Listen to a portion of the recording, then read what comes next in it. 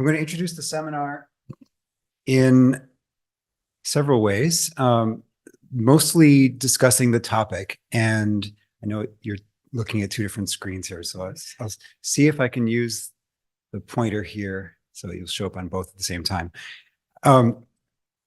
So first, my background. I have been a professor at Yale for almost 25 years. And I know it doesn't look like I'm that young, old, experienced. But I have been teaching a class very much like this for about the last 12 years. And it's an introductory course. It presupposes no prior knowledge of geology. It presupposes no mathematical abilities beyond a little bit of algebra, like what I call checkbook arithmetic. But it is for understanding the planet.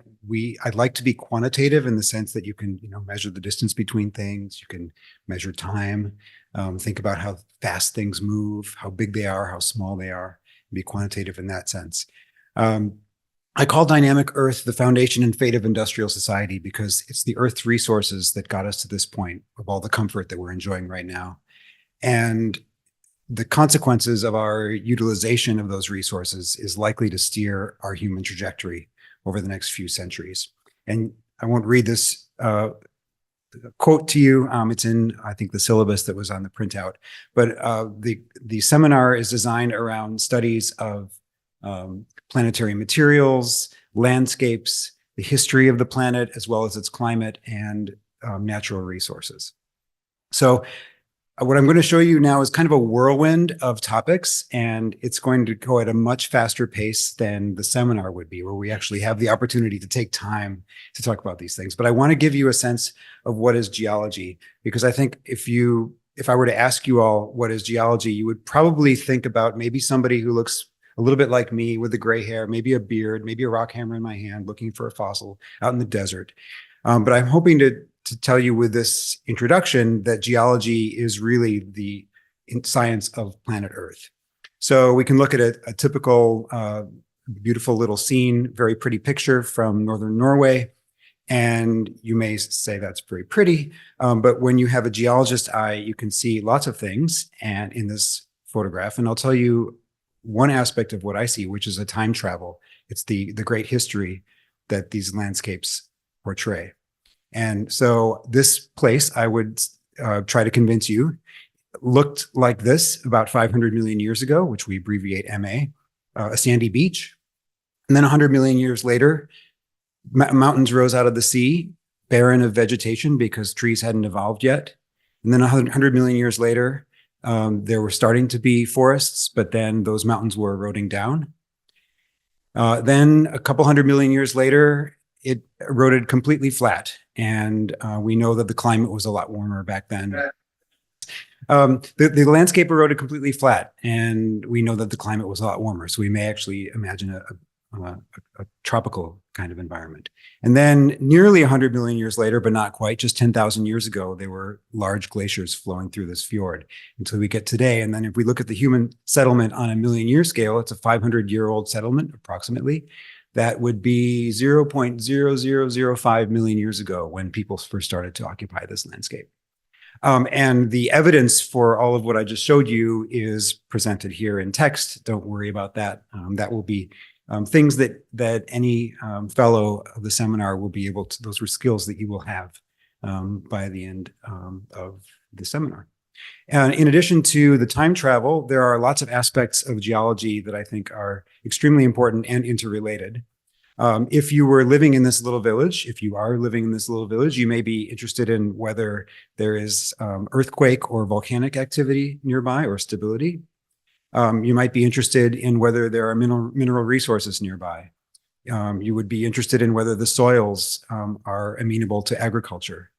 Whether there are any landslide hazards from that slope right above town. What about the groundwater?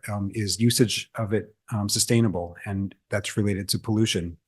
And as the village is in the middle of a valley along the coast, it's subject to storms and floods and coastal erosion.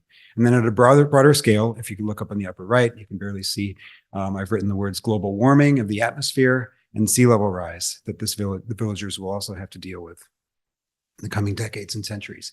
So all of this is geology. The main point of the seminar is to give you all insights into how all of these topics are interrelated to each other, closely interrelated, so that you can take that into whatever inventive and ingenious ways that you would incorporate it into your teaching. Finally, I should mention that energy and sustainability are at the core of a lot of human interactions with our natural world. So there's a common phrase that says, human civilization exists by geological consent, subject to change without notice. And I'm a believer in that. And then there's, in addition, there's an assignment. So the reading is not very heavy. This is an intro textbook. It's maybe one or two chapters every week, and the chapters are lavishly illustrated. It's not huge text. But I have an assignment that I use to try to encourage fellows to get a direct experience in putting together an entire portfolio of all these aspects of geology for one place. So in my course, we've used all these little stars here are places where students, Yale students of the last few years, have chosen a spot of meaning to them. Could be a place where they grew up. It could be where a relative lives. And then they assemble a portfolio of integrated geology using Google Earth.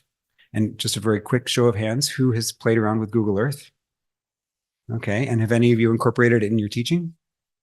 Okay, fantastic. It's very simple software, and I think it's a lot of fun.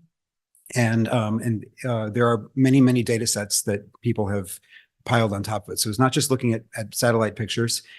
You can look at, for example, in pink here are the distribution of extraterrestrial impact craters. The one here in Mexico is the one that wiped out the dinosaurs 66 million years ago, but there's lots of other ones. You could find out whether your portfolio area was next to an ancient impact site, or you could see whether it's next to any of the historical earthquakes that have happened over the last 400 years, or whether it's near an active volcano, or whether it's not near an active volcano or a dormant volcano, and how far your portfolio may be to a boundary, the black lines of tectonic plates, and whether they'd be prone to earthquakes and volcanic activity. You can look at detailed landscape elevations that give rise to landslide hazards, that some data sets that have been put on Google Earth. The bedrock geology map gives a rich history of how these areas have changed over time.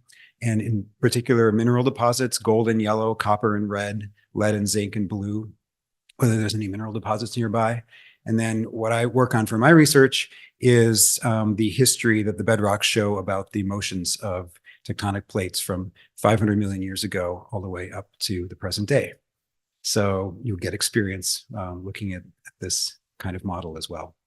Moving to climate, you can look at climate zonation of your portfolio location, and you can try to tie that together with what the Intergovernmental Panel on Climate Change predicts for the years 2080 to 2100 if we do nothing for climate change, with global warming shown in shades of red on top and precipitation changes shown on the bottom. So wetting in green and drying in orange. So all that together, the assignments would be, in addition to your curriculum development.